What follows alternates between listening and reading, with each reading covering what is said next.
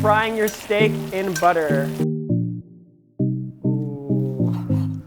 Ooh, look at that. Perfect. Medium rare. Ooh, do you see those? Ooh, the juices. Yo, what up, hammies? It's your boy BP Ham, and today I'm gonna teach you how to sear the perfect butter-basted steak. And if you love steak as much as I do, you're in for a real treat, because just adding that butter in at the end gives it a nice nutty golden butter flavor with those aromatics of the garlic and whatever you have on hand. Rosemary, thyme is going to elevate your steaks to a whole nother level. Steak is one of my all-time favorite foods, so let me show you some of my tricks and let's get started. For this recipe, you're gonna need some thick cut steaks, good quality steaks. We got ribeye here. You can also use New York strip or your favorite cut, kosher salt, fresh black pepper, good quality butter, and your aromatics. We have garlic, thyme, and rosemary. The key to a perfect steak is to make sure that it's properly seasoned. And you wanna do this at least 15 minutes to an hour before you cook, or just right before you're cooking. You don't wanna do it in that in-between time, because that just doesn't give the salt enough time to penetrate the meat and also for that excess moisture to evaporate. So if you're gonna do this ahead of time, make sure you do it at least 50 minutes before, or just forget it and season right before you sear the steak, and it doesn't make that big of a difference. So we got our steaks here. We got 2 ribeyes, thick cut ribeyes. You want it about 1.25 inches to 1.5 inches so you can get a great sear on it without overcooking the meat. So we got our ribeyes here, and what you want to do is make sure that it's dry. So we're going to take some paper towels and dry off all sides of the steak. Excess moisture is not good for a steak, so make sure it's thoroughly dried. And what we have this on is a wire rack so that air gets around the whole steak, helping it dry out. If you have it on a plate, it still works, but sometimes you get that puddle of moisture on the bottom of the plate. I like to use a wire rack. And now we're gonna salt our steak. And I like to put my salt in a different container because I don't want it contaminating my other salt. So we have it in this bowl, and you wanna salt these very generously. I mean, this is a thick boy right here, so you need to get that salt penetrating all the way through, and if you don't put that much, you're really not doing anything. So make sure you do a lot of salt. More than you think you're gonna need. Getting a good season on your steak now is going to pay dividends in the future. And make sure you get all sides of your steak. Don't forget the sides. And this is Diamond Kosher crystal salt, so it's not as salty as Morton's. So if you are using Morton's, don't use as much as this, but still make sure it's properly seasoned. Pat that in there good. And one more thing you want to do is grab a knife, and on the fat cap, we're just gonna score it just a little bit. Not too crazy. I mean, this helps the fat kind of release when you're cooking it, so it's not so tough. So now you're gonna put this in your fridge for about 50 minutes to an hour, or even more than that. You can even do this overnight, and then we're gonna take it out, let it rest at room temperature, and sear it up. So cooking steak happens really quickly. You're going to wanna preheat a cast iron skillet. These hold heat really well and disperses that heat evenly throughout the pan. We're gonna heat this to get it searing hot. And while this is heating up, you wanna make sure you have everything ready. So you've taken your steak out, patted it really dry at least 20 minutes before you cooked it so it comes up to room temperature.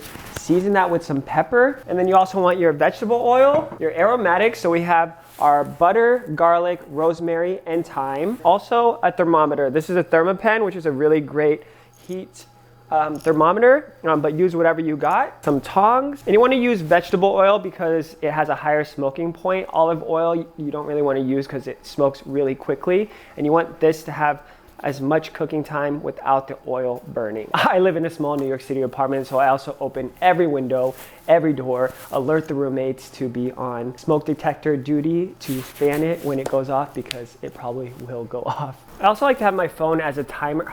You can see my breath, it's so cold in here.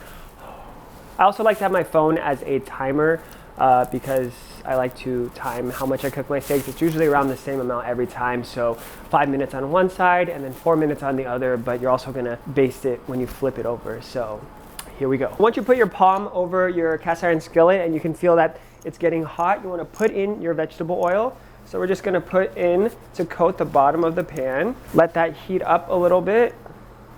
Make sure you swirl it around. And then you wanna wait till it has some wisps of smoke. And then you know it's ready to put in your steak. When you're doing this, be really careful. Put the steak away from you when you put it in so it doesn't splatter in your face. Right in there, you can hear that sizzle. And then you wanna press it down to make sure that that full side is contacting the skillet. And you can just see that sizzle and you can see the smoke coming up, so hopefully the fire alarm doesn't go off. Start my timer and wait for 5 minutes. Don't touch it. There are many different steak cooking philosophies. I like the don't touch it method because that's the most little fuss, but there are some where you can flip it every so often. So we're gonna do the don't flip it option, and it turns out great every time for me. I know it's hard not to flip it or move it around, but just trust me, it's gonna create a nice sear and crust on the bottom of that steak. We hit 5 minutes, we're gonna flip it over. And just look at that crust.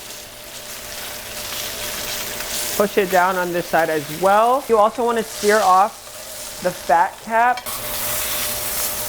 And a lot of people don't do this, but it really helps just make all that fat nice and moist and not hard. All right, so at this point, I like to temp my steak. So you wanna temp it right through there. Don't go from the top, but go through so you really get into that meat. Okay, so we're about 107 here. And this is when we wanna put in the butter and all the aromatics and start butter basting to bring that temperature up to about 127 because I want this to be a medium rare. And then it's gonna continue cooking. Medium rare is about 130 to 135. So I see 127 to 128 to be the best temperatures to take it out in. We got in our aromatics here. We're gonna add in that butter, the garlic. You don't have to peel it, just make sure you smash it. And then the rosemary and thyme. Let that cook down. And then we're gonna stick our steak right back in there. Once you do this, you wanna get all that garlic and rosemary, put it on top of your steak. Get a spoon, tilt your pan, and just baste this baby. This is called butter basting, basically frying your steak in butter. Ah, my spoon! Ah! Ah! And trust me, this just imparts so much flavor into your steak. It is unbelievable. That brown nutty butter. Then we're just gonna flip this and quickly do it on the other side as well. Oh my God, look at that.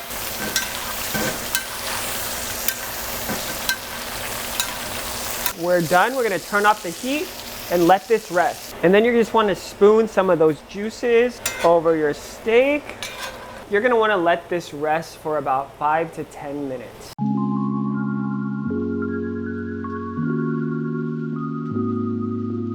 Our steak has been resting for about 7 minutes. We're gonna cut into it. And when you cut into steak, you wanna cut against the grain because that's gonna give you a better mouth feel.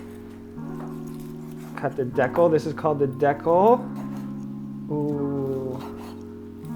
Ooh.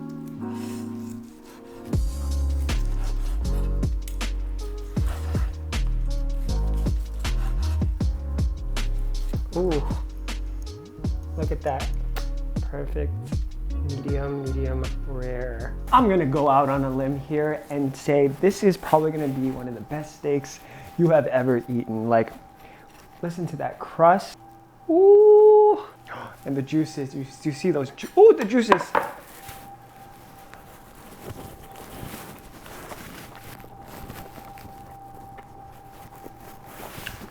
Praise the heavens. Make this steak so good, so tender. That crust has a nice crunch with the flaky salt, and just seasoning that meat beforehand really gets that seasoning all the way inside the meat. Like, this is so good.